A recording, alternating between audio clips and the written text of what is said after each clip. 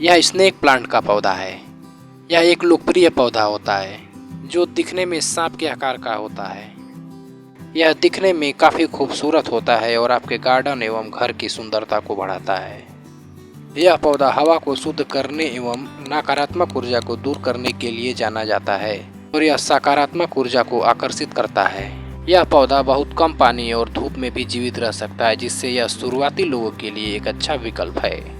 Snake plant को कम पानी की आवश्यकता होती है, खासकर सर्दियों में। मिट्टी पूरी तरह सूख जाने के बाद ही पानी दें। यह पौधा कम रोशनी में भी जीवित रह सकता है। इस प्लांट को लगाने के लिए अच्छी जल निकासी वाली मिट्टी का प्रयोग करें।